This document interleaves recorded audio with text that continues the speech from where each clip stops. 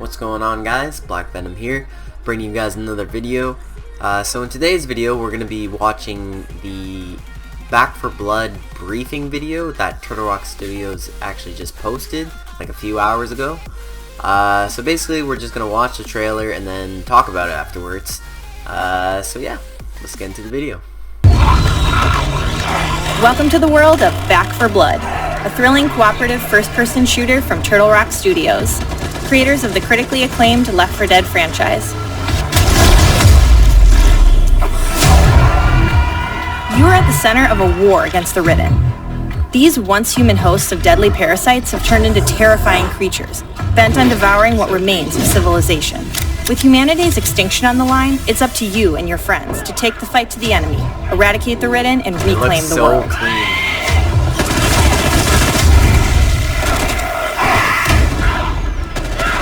With Back 4 Blood, no playthrough runs the same way twice. This level of variety is made possible by the game director that constantly adjusts to player action, creating memorable, unpredictable, dramatic gameplay. This affects enemies, modifiers, the environment, and more. I'm so sorry. Okay. Hold up 1 second. That thing can hang from walls. That's so cool. Okay, anyways. Memorable, unpredictable, dramatic gameplay. This affects enemies, modifiers, the environment, and more. Over the course of the next 4 days, thousands of players will be able to play Back 4 Blood for the first time. Our Back 4 Blood closed alpha test showcases an early mission, Evansburg, from within the 4-player cooperative campaign. In this mission, you'll be able to fight overwhelming odds, topple towering monstrosities, and try to survive. Each time you play, you'll face a new set of threats. As you play through the closed alpha test, you'll also discover new items, gear, and weapons to help you take your fight against the Ridden further. Though each time you play, the game director will change what you find and where, so make sure you run through more than once. When Back 4 Blood launches, gamers may assume the role of 8 playable characters, known as Cleaners. In addition to distinct personalities, each of these Cleaners has their own unique secondary weapon and character perk. In the Back 4 Blood closed alpha test, players may take control of the following Cleaners: Walker, Holly, Evangelo, and Hoffman. Throughout the Back 4 Blood closed alpha test, our battle-hardened Cleaners will be required to test themselves against a small sampling of the Ridden. You will get a taste of the threat of these dangerous foes: the common infected, Stinger, Wretch, Tallboy, and the terrifying Ogre.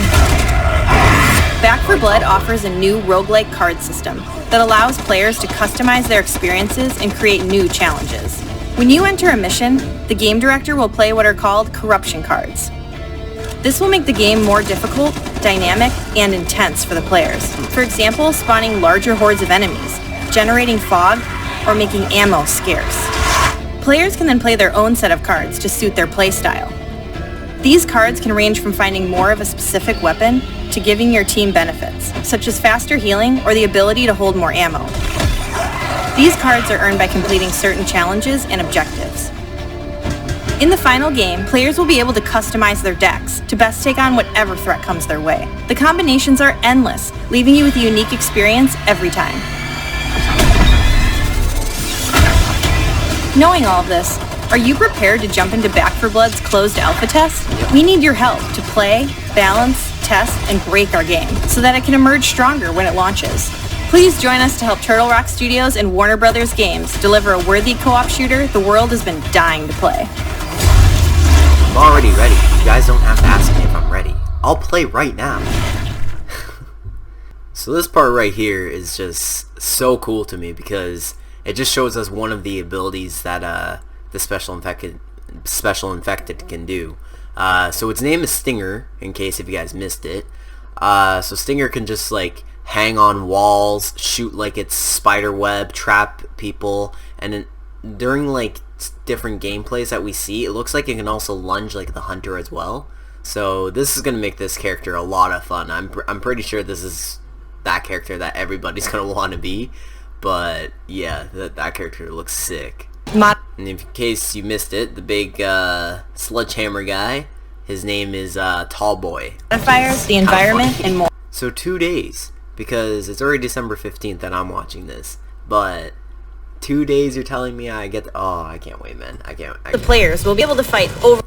I just love how much blood there is. Like, look at this. The people are literally just covered in blood. There's blood all over the walls. This game is going to be so gory, and I'm ready for it. It's going to be so much fun, man. I can't wait. Overwhelming odds. Topple towering monstrosity. This thing looks like it's going to be absolutely insane to kill. Like, if you get to play as this character online, I don't even know what to say. This thing looks like it's going to be way better than the tank. Like, this is going to make the tank look like a joke from Left 4 Dead. So, I really hope this is going to be a playable character. I feel like he will be, but this thing looks so fun, man. New items. Gear. So this is another cool thing. You can discover new items in the game, like, as you're going along. So they showed us in the first clip, you can find like med kits, probably other healing supplies, maybe even like barricades, stuff like that. And then also you get gun attachments. Like, come on, man, this is so cool.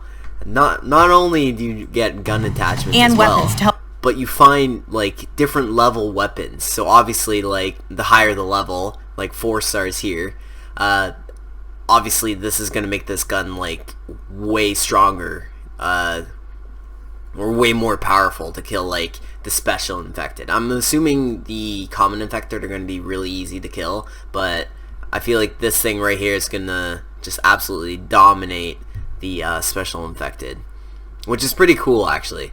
I'm usually not a huge fan of stronger weapons like in shooter games and stuff, but in the zombie game, like, I'll let it slide.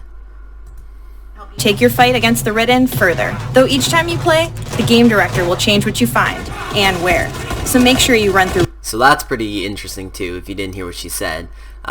Basically all the attachments and stuff like med kits or certain guns and all that stuff, they're not always going to be in the same location, like kind of how we found in Left 4 Dead. Usually they were in like 1 or 2 places, like the guns and stuff. Now all this stuff is going to be scattered, so it's going to give you like a brand new experience each game. So like maybe one game you'll find a baseball bat, the next game you're going to find a chainsaw, you know? So it's going to keep the game like pretty unique and fresh each time. So here we get to see the 4 playable characters that we get to use during the alpha version.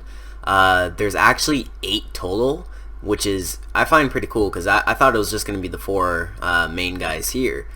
But each character has their own unique ability and different like melee weapons that they use. So, which is pretty cool, because each character is going to have their own like personality, and you know, so it's gonna give the game like a pretty good vibe, I guess. I don't know what else to say really, but so yeah, so we learned the characters' names as well.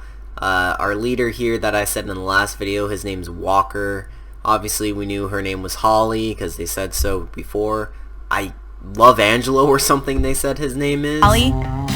Evangelo? Love Angelo? I don't know what the heck she says. She says it so quick, and if it's Love Angelo, I've never heard a name like that before.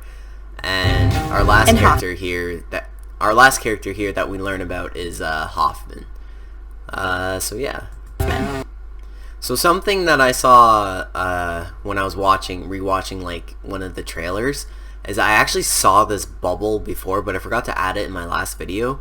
So I guess this is one of the abilities that the ogre can do. Like maybe it can throw this big ball, and I don't know exactly what it does. Like you'll see that it just kind of like explodes, but we don't really see the Back 4 Blood closed alpha test. Our battle-hardened cleaners will be required to test themselves against a...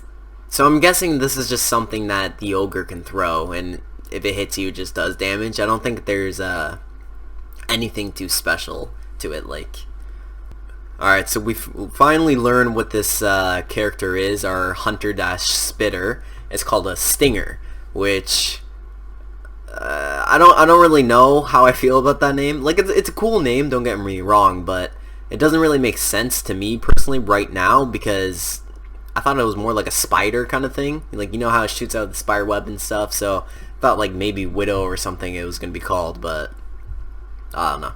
It's this thing's sick, but you know. Wretch.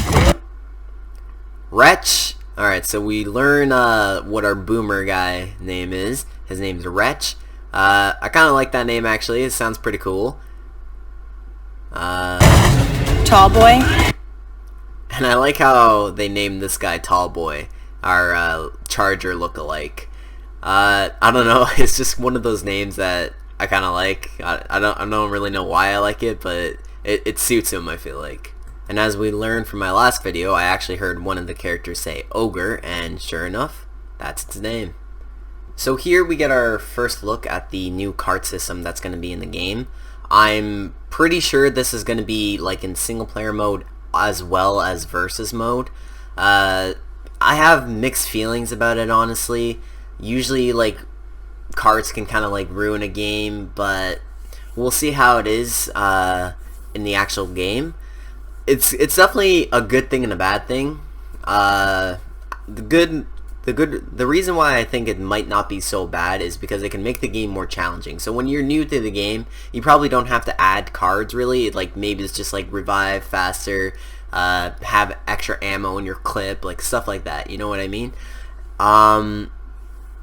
It'll be interesting as well because once when you play the game a certain amount of time, it's gonna get easy. So it's nice to have these cards to like kind of boost it a little bit more, like boost the difficulty of the game for online. So I think it's gonna be a good thing, but I guess we'll see.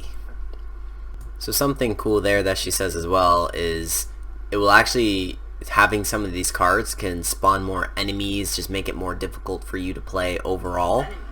Generating fog. And if you look right here, this guy here, in my last video, I pointed him out during the end screen. I thought he was going to be a new special infected, but it looks like he's just a normal zombie with like riot gear, so we finally figured out what that is. Generating fog or making ammo. So here, I have no idea what's going on. What is this on this thing's head, man? I have no idea. So yeah, really that's all there is. We get to learn the new zombies' names, which is cool. We get to learn that there's actually 8 playable characters, but only 4 in the alpha. We get to learn their names as well. We got to learn that there's a card system in the game, which again I have mixed feelings about it. Let me know what you guys think about it in the comment section down below. And yeah, I cannot wait for this game, guys. Make sure you guys check out my channel and keep updated with it because I'm going to be posting a ton of Back 4 Blood gameplay. So yeah, I hope you guys enjoyed this video, and I'll talk to you all later.